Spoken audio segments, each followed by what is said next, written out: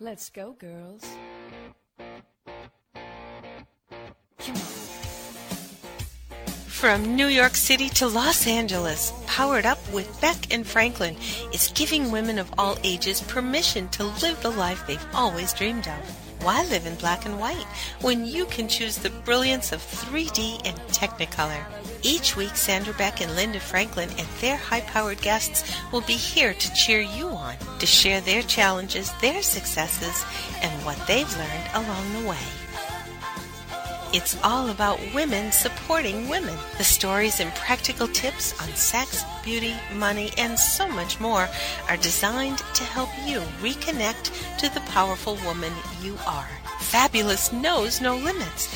Now it's time for you to expand your boundaries. Here are Sandra Beck and Linda Franklin. Hey ladies, this is Sandra Beck and I'm here with Linda Franklin, and we've got a special guest co-host, Fred from New York City, and we're going to talk about riding life's waves. Now, the longer you walk this earth, I think the more you recognize that both good things and not so good things, and sometimes not so good things turn out to be very good things in the end. But we have to adjust. We have to adjust to change. And one thing is always constant is that things change. Things break, things get old, things leave, things come back, things are born.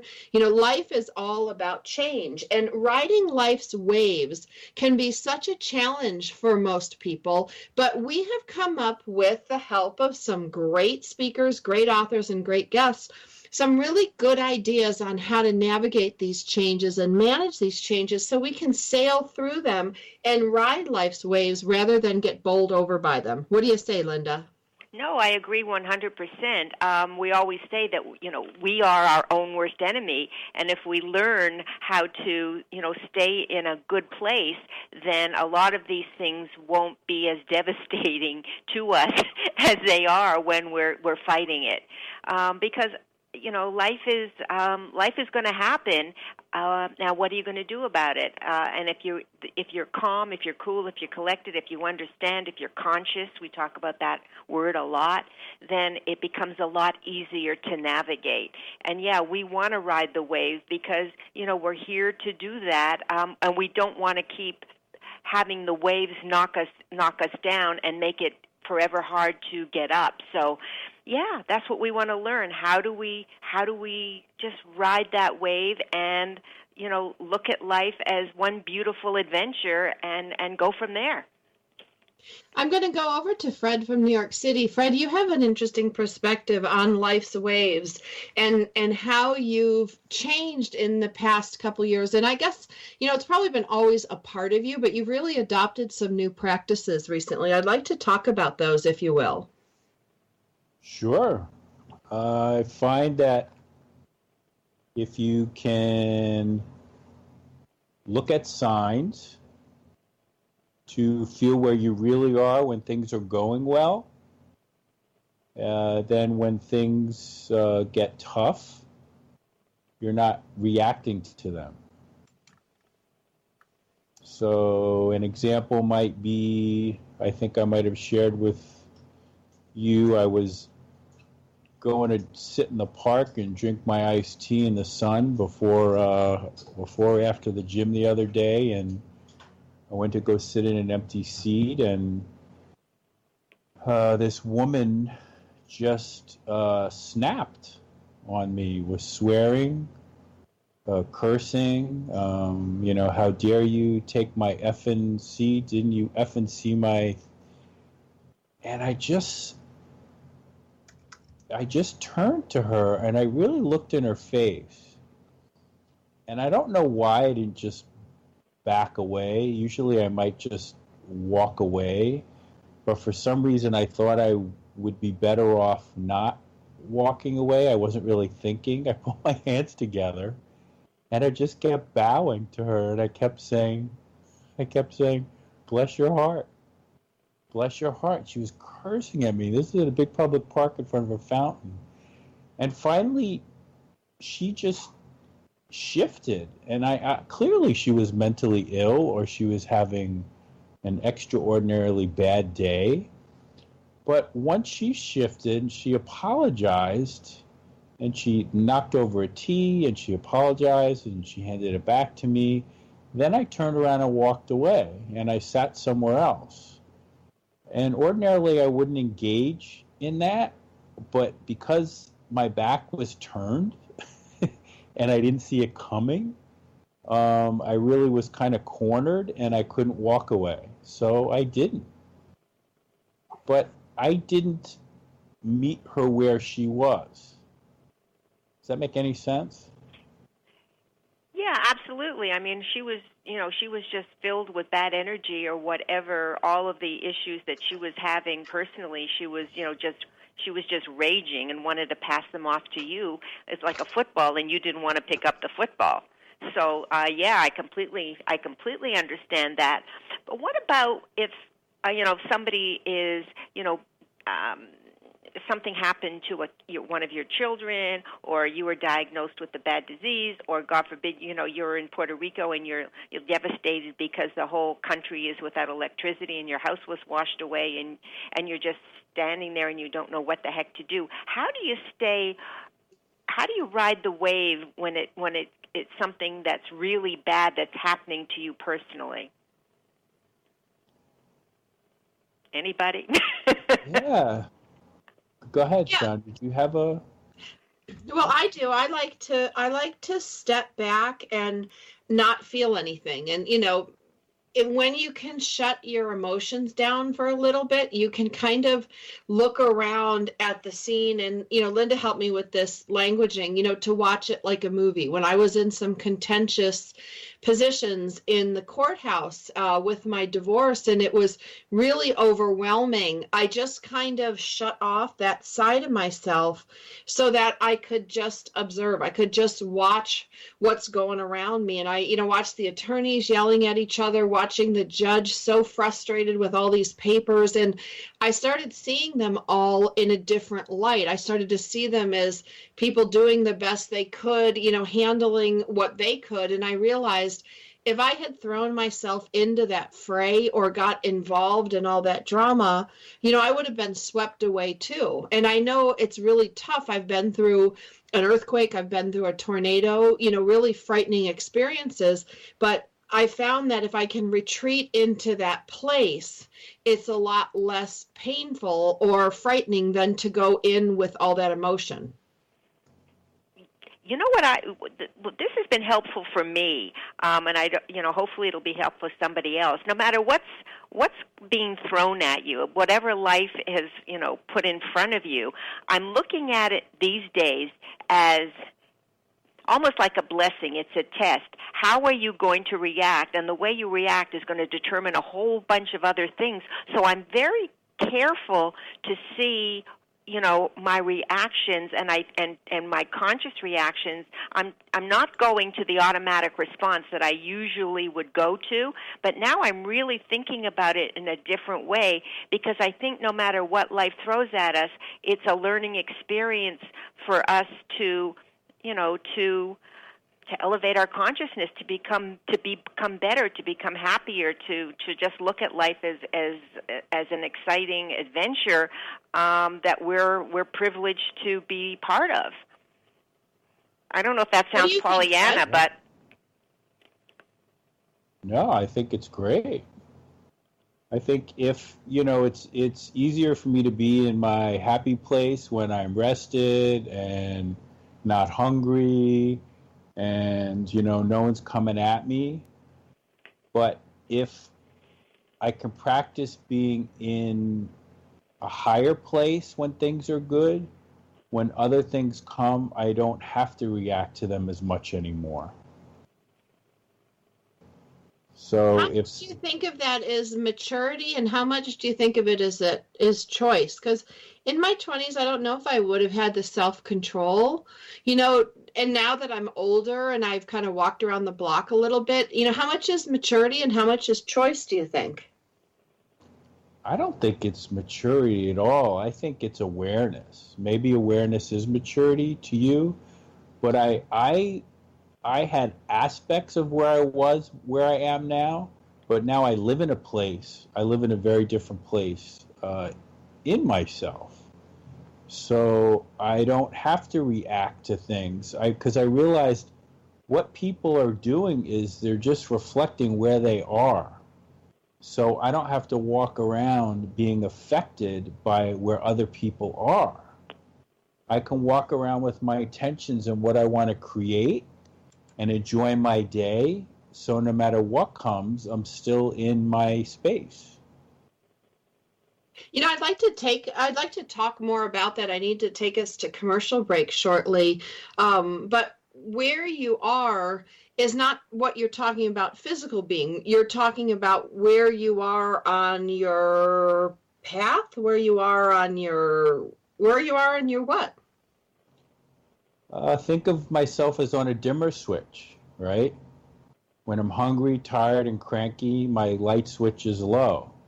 When I'm rested, full fed, got a little savings in the bank, it's easy for my dimmer switch to be up, right?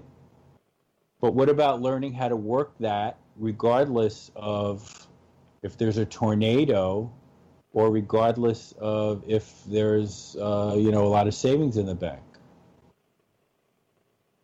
So your dimmer switch is like your consciousness.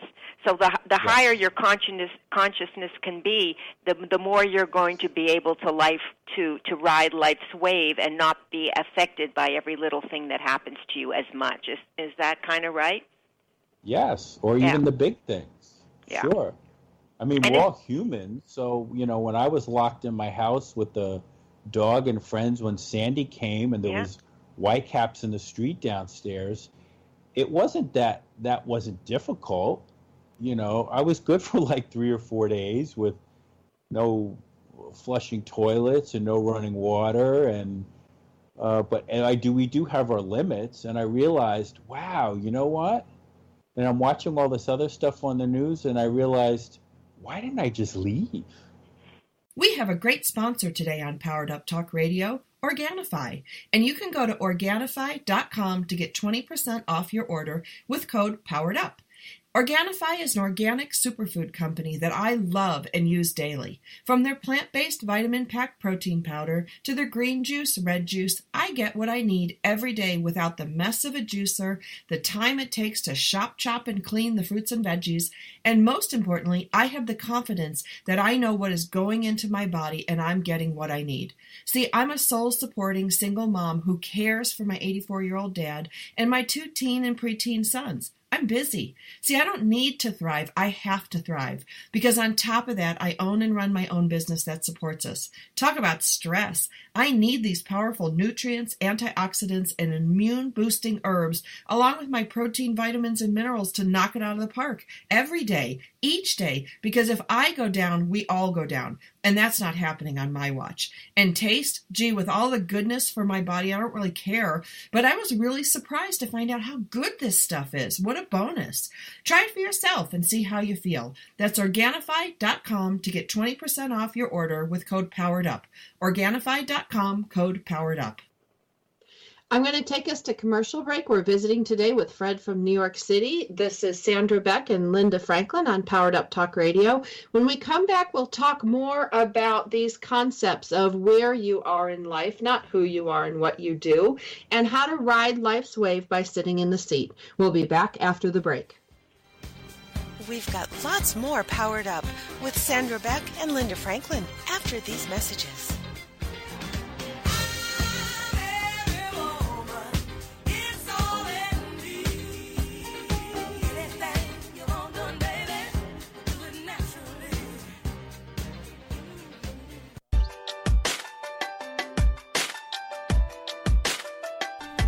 Do you ever wonder if you're the only woman who runs errands in her yoga pants so it will look like she went to the gym? Or how about the only mom who feeds her kids raw cookie dough? Or are you the only one who cooks her family cold cereal for dinner? Do you need more laughter and less loudness? More self-love and less self-loathing? More joy and less judgment? You're not alone. Come to the living room, a place where we get comfy, candid, and confident together. Come seeking sanctuary and leave feeling renewed. We're saving a seat for you. Give yourself some living room today.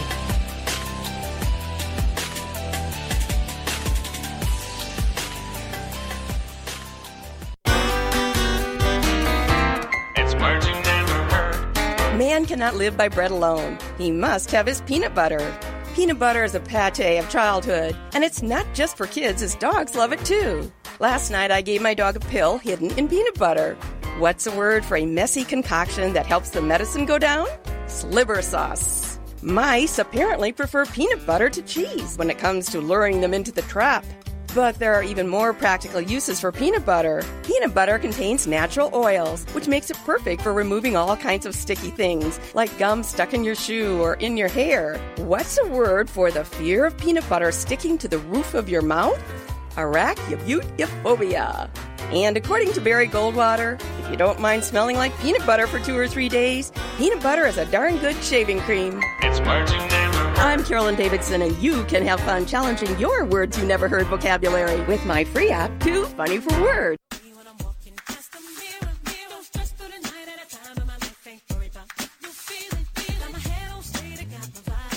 We're back with Sandra, Beck, and Linda Franklin. Here's more Powered Up with Beck and Franklin.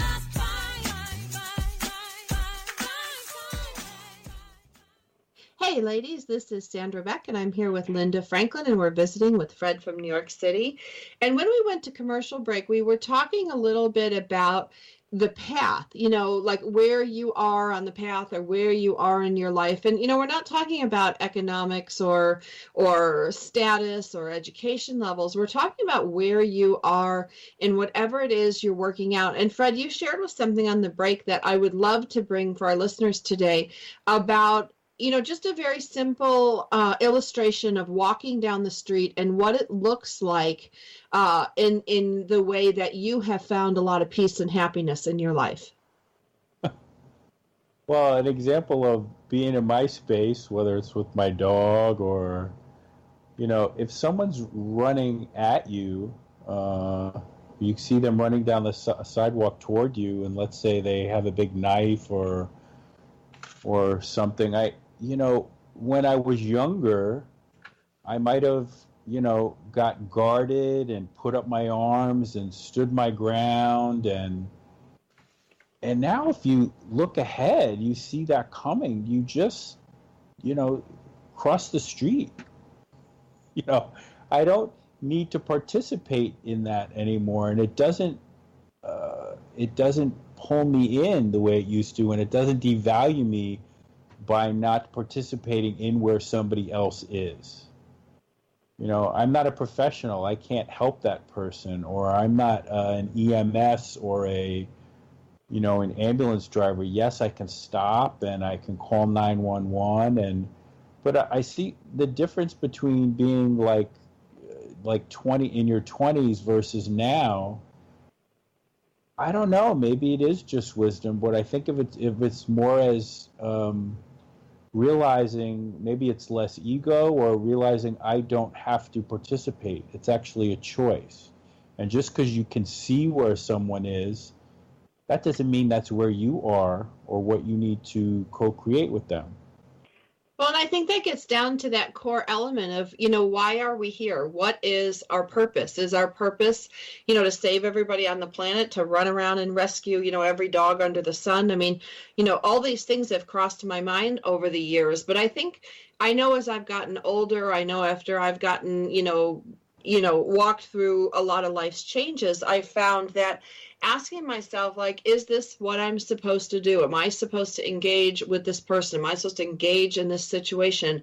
And is this really about me? We talked about this last week, Linda, on the show about what is our role in some of this. And when we practice kind of what I call loving non-engagement, I can be loving to my kids and supporting to my kids, but I don't have to engage in their drama and their battles. And that was something I struggled with for, a good couple months to figure out, where is the line between non-engaging, engaging, loving, supporting, all of those things got mixed up in my head, but it's really quite simple. You can just ask yourself, is this about me? Is this something I should be doing. And taking that split second to think about it, I think makes all the difference. What do you think, Linda? No, absolutely. And, all our shows, I mean, they all come down to a core. We've had shows on letting go, and we've had shows on knowing when to walk away.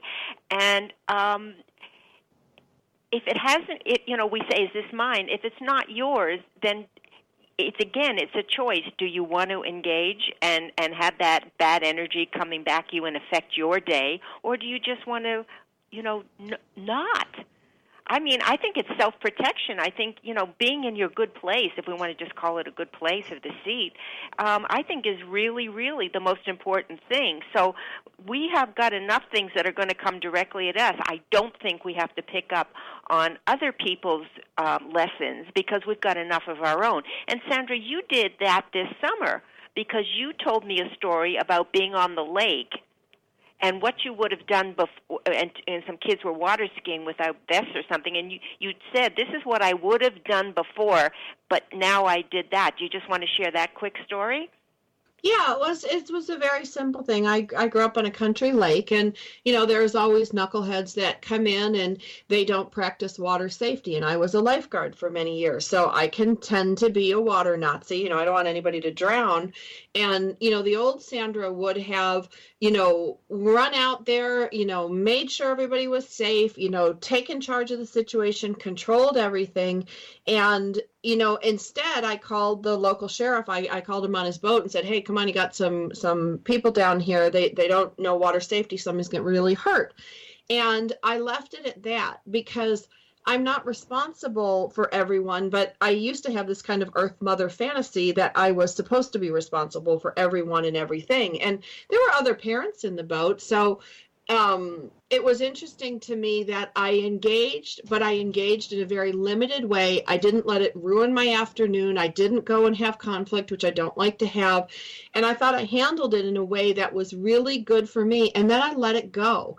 And that was very different than, the old San who would have put on her hero cape and gone out and, saved the world. Yeah, exactly. But at great personal expense. Yes. And so, I don't know if it's age, if it's life experience, but, the more that you engage, I mean, not everybody, some people just go looking for trouble. I like to avoid it. But, I don't want to get involved in people's conflict. As I said, I've got enough of my own, and I have to learn how to control my emotion and my control issues so that that I can be happier and be honored. That's a full-time job. Today, because we're doing this renovation, I'll probably be talking about it for the next month. But some people came up to move some furniture because everything is going to have to be moved around. And my husband had the people in our building, like doormen, come up and move some furniture. And you know what? Normally, I would be there directing. No, don't put this there. Don't put that there. And I would get all huffy and schmuffy. And you know what I did? I went into my room. I shut the door. I held my dog. And then I came out when they left, and he was happy, and I was happy. There was no conflict. And everything gets done. Everything got done, and you didn't have to be tied up in a knot about it. That's great. Right. Yeah, so we're learning. Great. We're all works in progress. But holy cow! I mean, you have to learn from your past experiences that certain things work for you and certain things don't. And just because you think that you're going to control everything, inside you're churning, you're unhappy. We've talked about this a lot on the shows. It just isn't worth it. Sometimes you just have to let it go. Happiness. Well, and I think asking yourself certain questions, I live with my 84-year-old dad, and then I have a 14-year-old and 11-year-old, and everybody is pitching in. And this has been a little struggle for me because they pitch in ways I wouldn't. And I have to stop myself and say, San, what's more important, how it got done or that it got done? Like I don't do the laundry the way my dad taught my kids a certain way. Drives me bananas if I have to watch it. So like you, I just go in the other room because I think we get a lot of attachment to the process, the way things are done, and that's our ego. And when we can step aside and go, what's more important, that the dishes were done or that the dishes were done the way you wanted? And that was something that I still struggle with and is a challenge for me on a regular basis. What are some of the things that challenge you, Fred? Well, luckily I have a really big family, but I do spend a lot of time alone. I live alone. So what's challenging is big events, big family events like holiday and who's coming and who isn't. And since the holidays are, before you blink, they're going to be here.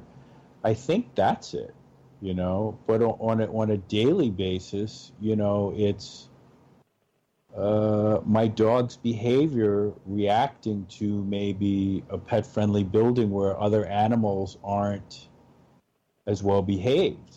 So I'm dealing with people whose dogs are home alone all day and might be barking. So how do I set a boundary, to not allow my dog to behave a certain way when there might be a dog down the hall that barks for 8 hours? So what do? How do I help myself and the dog down the hall? And I could, call the building people and they could write them up. But instead I print out this citronella spray collar. And if a dog's barking for 2 hours, I don't even tell them it's from me. I just write on it, this helps. And I write the time that the dog barked and I tape it to their door. And probably half the people in the building now have these spray collars. And there wasn't a formal ruling that you need to do this. I just thought, wow, if I leave and this dog down the hall is barking, it's really at some point, it's going to upset my dog. So that's kind of like your version in the boat. You call somebody and then you let it go. But if I have to put that up and tape it to their door for 3 weeks in a row for every day, I'm going to do it. Because that's my reacting to it, but without leaving my seat. Right. I think, it's that how do you still walk this earth, do what you need to do, and handle situations, because you can't just avoid them. You can't just block them out of your mind. I mean, you can, but then like in the case of the lifeguard or the case of the boating people, like if there had been an accident or a death, I wouldn't want to live with that guilt. So, but I think it's like, it reminds me of driving, you guys. I always use the phrase to my kids, everybody's got to stay in their own lane. We all have our destination to get to. We got to stay in our lane. And yes, there are times we need to work together, but more often than not, staying in your own lane really eases a lot of situations. Then, we have social media today. We have smartphones and, good, bad, or indifferent, they do allow us to have more interaction in a digital way with other people. I mean, you can't turn on the news without seeing, citizen reporters everywhere. And we're looking at everything, seeing everything. So I think mastering the art of where you are, staying in your lane, doing what you can do, and asking yourself, is this really about me? Is this something I need to do? If so, how can I do it in a way that preserves me? Is a really healthy way to look at things. We're visiting today with Fred from New York City and Linda Franklin. We'll be back after the break. We've got lots more Powered Up with Sandra Beck and Linda Franklin after these messages. This is for all you girls about 42. Tossing pennies into the fountain of youth. This is Devi Kidd from newswithviews.com. My new book, Taking Politics Out of Solutions, is now available. Why is it nothing changes no matter who you vote for? My book covers the most critical issues eating this country alive, as well as the solutions that are already there that Congress and the agenda-driven media don't want you to know. From the disaster of our economy, why we will never have any economic freedom until the Fed is abolished, trade, the meltdown underway called Obamacare, the truth about Social Security and Medicare, and the fraudulent ratification of the 17th Amendment to the U.S. Constitution, a very big issue that affects every American. The answers and solutions are in my book that all Americans need to read because the worst is coming at us like a freight train. To order, please call 1-800-955-0116.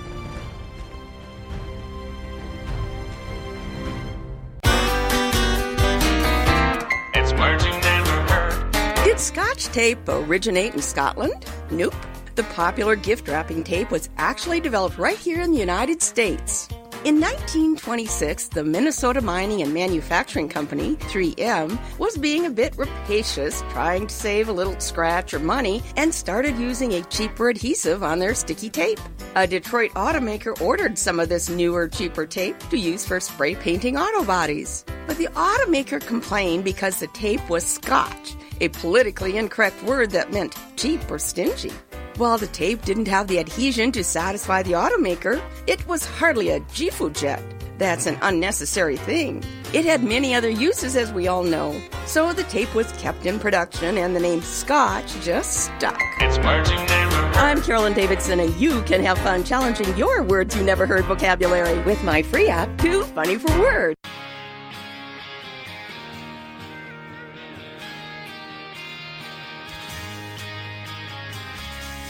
We're back with Sandra Beck and Linda Franklin. Here's some more Powered Up with Beck and Franklin. This is for all you girls about 42. Hey ladies, this is Sandra Beck and I'm here with Linda Franklin and we're visiting today with Fred from New York City. And we're talking about riding life's wave. And you know, there's something to be said about when you're not paying attention to your soul purpose, your soul mission, or what your soul needs to learn, it tends to pop up again and again and again until you finally say, okay, I hear you, I get it, I will make changes, and then you go on and you move on to something else that pops up. Both Fred and Linda are reading Gary Zukav's book, and it talks about, is your personality serving your soul? I'm going to put the mic over to Linda. I haven't read this book, but I'd like to know more about the book and what is this about, is your personality serving your soul? Fred is reading the book. I read the book many, many years ago, but I make it a habit to watch Oprah on Sunday morning, her Super Soul Sunday, and he was on as a guest, and he was talking about the book because it was the 25th anniversary since he wrote the book. And he said, one of the things that he said that I wrote down because it really resonated with me, he said, you come into your inner power, and that's all we really have is our inner power. Anything that's external is fleeting. So we have the thing that stays with us forever is our inner power. And it says it happens when your personality comes to serve your soul. And it just hit me that, our personalities, maybe our personality, until we're aware, is run by our ego. But when we can make that shift and have our personality become our soul mission, then life would just become that much easier because there wouldn't be so much back and forth and push and shove. And that's what it meant to me. And I really, as I said, I heard it and it meant so much that I wrote it down because I wanted to discuss it on the show. I can ask Fred now because he's in the middle of reading this book probably for more than once. What does it mean to you? What is the title of this book? Seed of the Soul. The Seed of the Soul. Okay. Yeah, it was back in 25 years ago when he first wrote it. It was really a pretty popular book, and of course he was on Oprah, a gazillion times, so that even made it more popular. And she said to him, you were probably the most instrumental person, and your book was the most instrumental in making me do what I do, and then even establishing my own network because it meant so much. It changed my life. Wow. So coming from Oprah, how many books has she read in her life? That was pretty special. So back to personality that's serving the soul. Fred, what does that mean to you? Oh, I think if you kind of pull the curtain back a little bit, it goes back to what we were saying before about the waves. Yep. And whether I stand on the sidewalk and block somebody or charge somebody that's charging at me, or whether I just cross the street, you choose to be right or you choose to be happy. So I think when it comes to what we're talking about with the book, I think it comes down to that for me, about being, I don't need to be right anymore. It's not, if someone has a viewpoint, I'm open to listen to it, but I don't need to change their viewpoint. I don't need to agree with them or have them agree with me. We can agree to disagree, and I think that warrants my happy place, and that's less than the personality.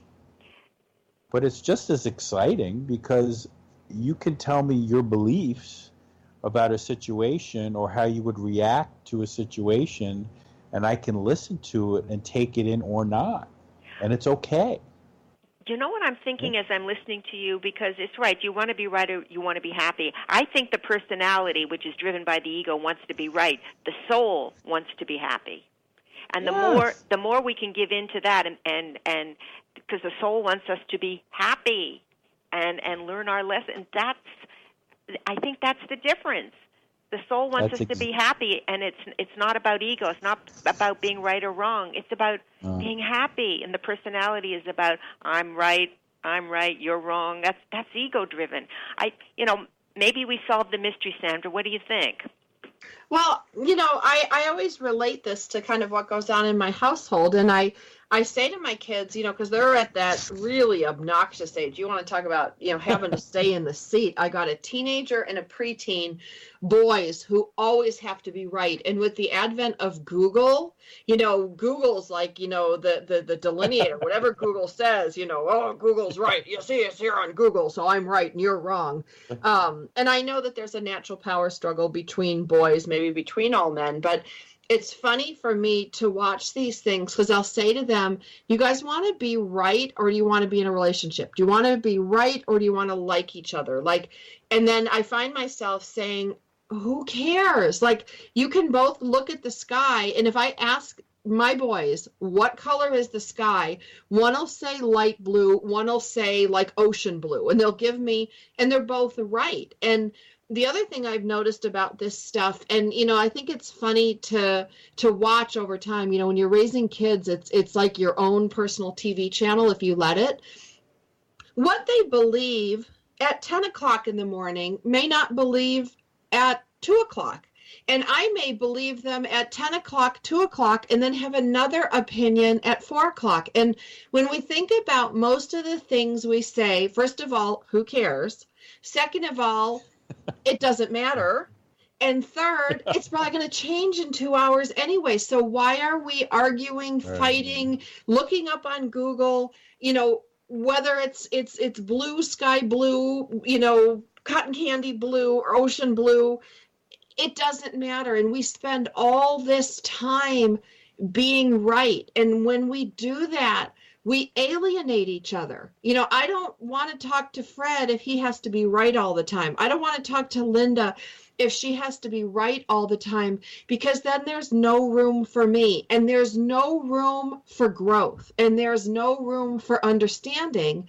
And so that whole concept of right, I just throw it out the window, because one of the things I've also learned, guys, is I worked in tech for 25 years. There is no right. There is no figuring out. There is no final answer in 99% of the stuff we do. Tomorrow, there's going to be something new and better. Tomorrow, there's going to be a new line of code, a new program, a new whatever, a new app. Disruptive technologies come forward. So that concept of right, I think we have to leave that be. Yeah. That's my right soapbox. I'm right. No, it's great because it's where, right? It's where you are When you need to be right, that's where you are. And if you don't need to be right, that's being somewhere else. You are somewhere else. And I'd much rather be in the place where I don't need to be right and still have my own beliefs. And Right. it's hard being right. Oh, go ahead. Because right is very controlling, isn't it? We have to be right. I have to be right. I have to argue with you. I have to bring you over to. It's all ego. It's all ego and all control. Right? And anytime you're in a controlling situation where you're thinking that you have to control everything, it's very. I mean, if you stop and you just see how you're feeling and what's going on in your head, you say, "Oh my God. This is ridiculous. I need to go back to my happy place because this place is hurting me. I'm doing it to myself. Let me give up control. I don't have to be right. I just need to be happy." I mean, honest to God, it's that simple. Yeah, it is for me. I mean, that's like, we'll go back to the crazy woman in the park on the bench. Of course I was right. This is a public park, and she's yelling at me, "This is my bench, you effing this, you effing that." And, it's not. It's a public park, and she wasn't standing there. But it didn't matter. Did I want to be right and claim my space on this public park or bench, or go sit somewhere else and enjoy a different view? I kind of did both. But you know what? Now it's really playing out every day on the news because of what's going on in Washington about, the NFL players and giving, doing the knee and all of this and, and statues in the park. I mean, they're all diversions of what's really going on, but it's like people take sides. I'm right, you're right. And they're playing it out in the news, in the media. So you know what? People think it's okay that this is the way it should be, and my God, that's so far from the truth. That's so off center that it's it's kind of tragic that it's playing out like that. Or it can be good because maybe people realize the stupidity of it all and say, "Boy, let me take a look at my stuff and what's going on with me. If my life is working out like that with all of this conflict back and forth, maybe I better change it." I don't know. It's just all over. It's just like the things that happen over one weekend wouldn't. It's like overwhelming. So you really do have to stay in your happy place because otherwise you get drawn into all of this nonsense that does absolutely nothing for you. You agree, San? Well, I think it goes even deeper in that because, there's a cost to be right. There's a cost to some of the behaviors that we do. And, I like to look at things and go, if we talk about right or talk about opinion, if I stand up and I beat my chest and I pound my opinion into the people around me, what do I win? Yeah, I get the satisfaction of everybody knows how I feel and how I think and what's important to me. But what do I lose? Do I lose friendships? Do I lose respect? Do I lose, it's a cost. There's a cost to these behaviors. And I'm not saying that we shouldn't have discussions about race and about inequality and about unfairness, but they have to be anchored in respect. And that's one of the things with, what we're talking about. When you want to be right, you have to evaluate the cost. What is the cost to me being right now? Because a lot of times you feel like you won, but you lost more than you could ever imagine. And when I see some of these things up here, I look at the 7% down now in the NFL and, we see AV go out and stand up and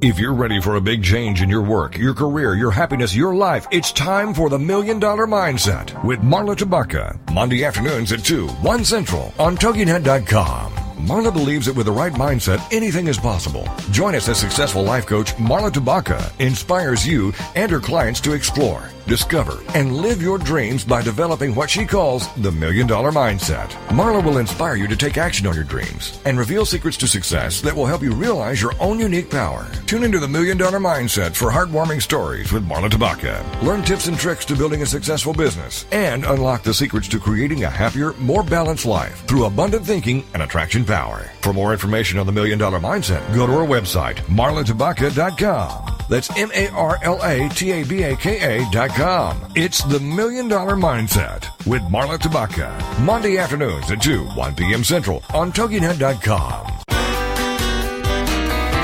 It's words you never heard. Do you ever get nervous riding in an elevator because you're afraid the cable might snap? It's entered my mind more than once. According to Elevator World magazine, on the rare occasion a cable breaks, the car won't plunge to the bottom. This is because elevators have as many as 10 cables holding them up, each capable of supporting a fully loaded car. Sometimes I feel a little mischievous in elevators. Next time you're feeling like a rapscallion, try one of these little jokes. When there's only one other person in the elevator, tap them on the shoulder and then pretend it wasn't you. Push one of the buttons and pretend it gave you a shock. Or maybe start a sing-along. What's a word for a person who thinks he's funny but no one else does?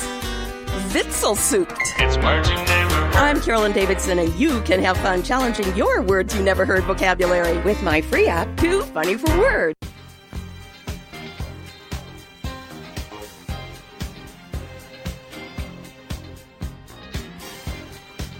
We're back with Sandra Beck and Linda Franklin. Here's more Powered Up with Beck and Franklin.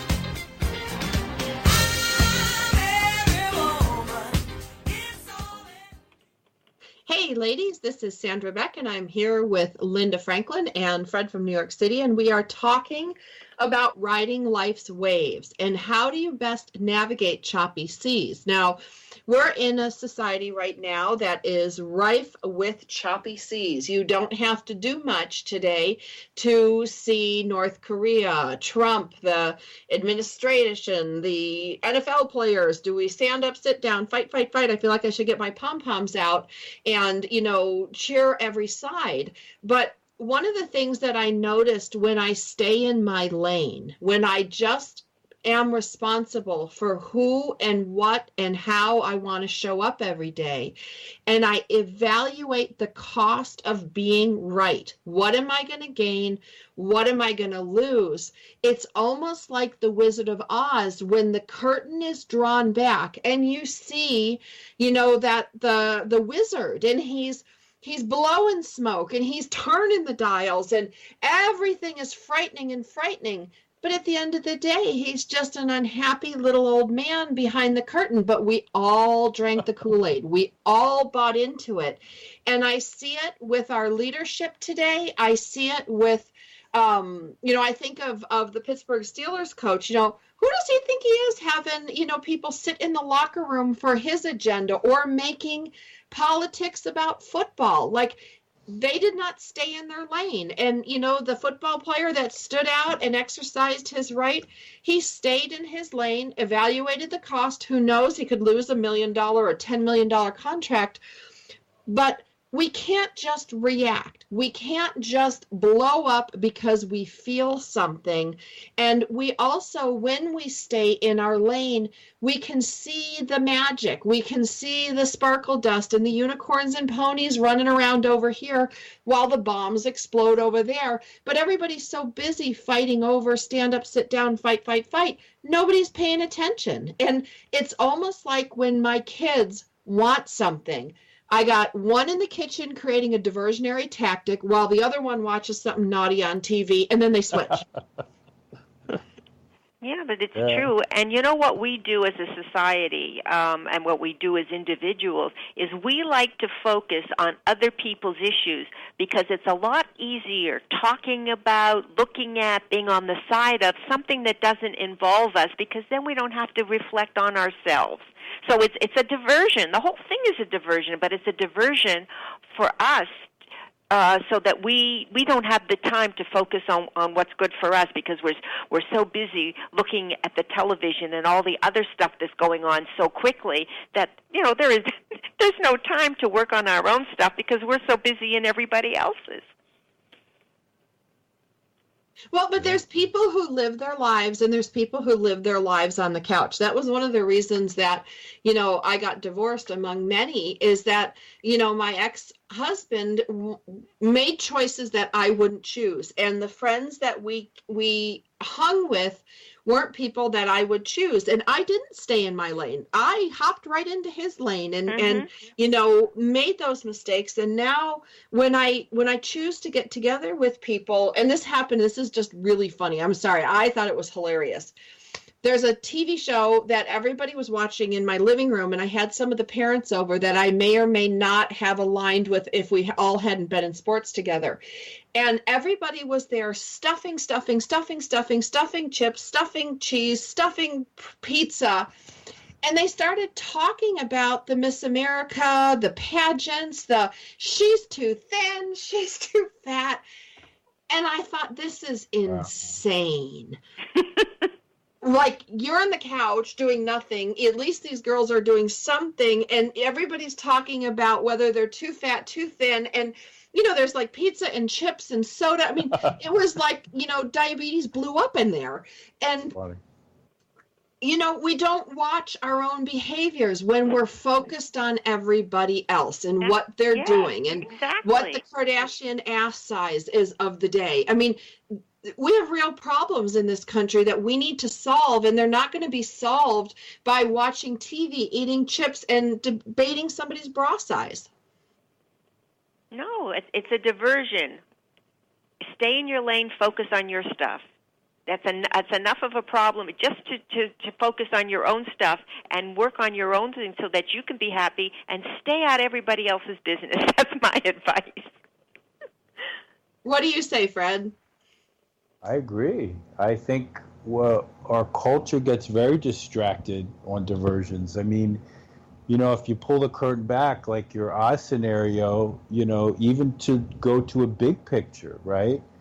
Where if you look at, the administration's mishaps with their personal emails now, or their rhetoric with taunting North Korea, if you see the diversions with the transgender in the Army, or, the NFL, kneel down, don't kneel down, you can see how everything's lined up and how they just use other issues to shift and divert. And that's what we do within ourselves, right? Yeah. That's what you're saying. Like, you can be in your house, you have all these amazing kids there and athletes, and you could be talking about uniforms and goals and their fitness drills, and instead they're stuffing everything in and focused on what are they doing? They're diverting themselves on looking at somebody else's bra size or their makeup. It's our culture. Well, and what's nice about your show is you look beyond that. You look at the essence of where somebody is, not what they're reacting to. Right. Yeah, it's really important. Well, and some of these principles, I Fred, Linda, and I talk a lot about, kind of principles and things that I learned. And, one of the things that I learned as a little girl, and I grew up in a rural farming community, and this was rampant. Good fences make good neighbors, and that's kind of a lot along alignment with staying in your own lane. And Robert Frost coined it, but it really is true. When we are voyeuristic on TV and watching reality TV in people's homes and fighting, we're really not making good neighbors. Those boundaries that culturally we had in other generations allow us to really get lost, because Benjamin Franklin said, love your neighbor, but don't pull down your hedge. Basically, everybody kind of has to stay in their place. And then we get too involved in the neighbors. We get too involved in people's stuff. We're not focusing on ourselves and what we need to do.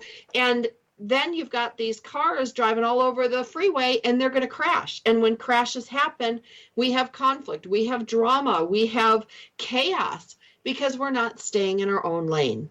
Well, I have a question for you. So these people were at your house stuffing their faces and criticizing the beautiful girls on television. So how did that make you feel? And would you allow that to happen again? Well, I didn't. I put a stop to it, and everybody made fun of me because I brought out my crown. And I said to everybody, you know, you can make fun of them all you want, but you have no idea how difficult it is to stand up there and have everybody watching you rip you apart and examine every little nook and cranny from your personality to your fanny. And I went in my office and I came out with my crown and I said, you know, you guys don't know this about me, but here's my crown. I won, and I know what it's like, and I know how difficult it is. And all you guys are here sitting, eating at this table, and not one of you would stand up there in a bikini. So it really bothers me, and we're going to change this conversation. Now, I'm sure they're not going to want to come back, and I know one of the dads took a picture of me in my crown. But the fact of the matter is, at least these girls were out trying to do something. They were clear about what they were doing. They weren't sitting in the cheap seats, you know, throwing pot shots. And so I think it's really important that whatever you do, you own it. But if you're not going to own it, then to me, that was a hill I was willing to die on. Okay, and you want to be in the arena. You don't want to be, as you said, in the cheap seats because this is your life. So, you know, take some chances, take some risks, do something that makes you happy, and don't worry about what the next guy is going to think about you.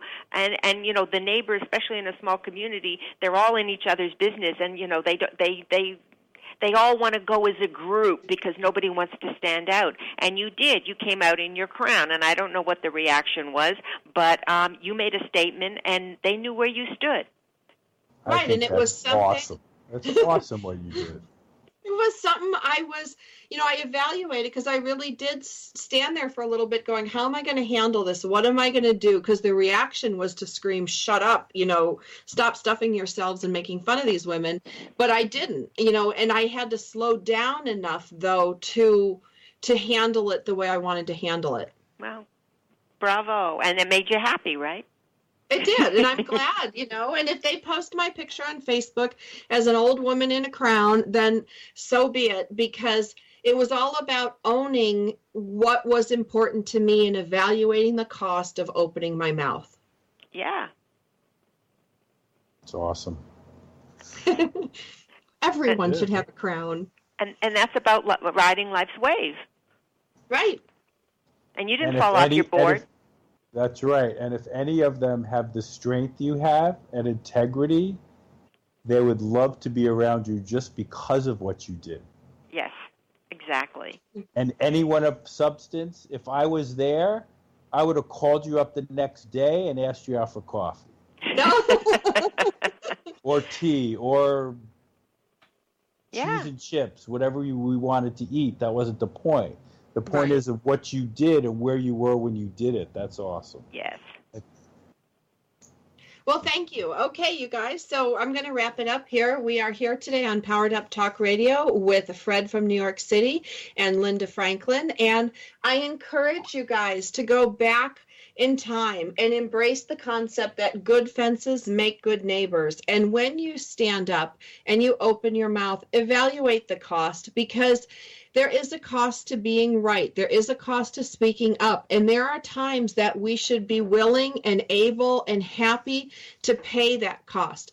But slowing it down, asking yourself a few questions can also create a greater happiness for you, your family, your friends, and everybody you're involved with. We'll be back again next week.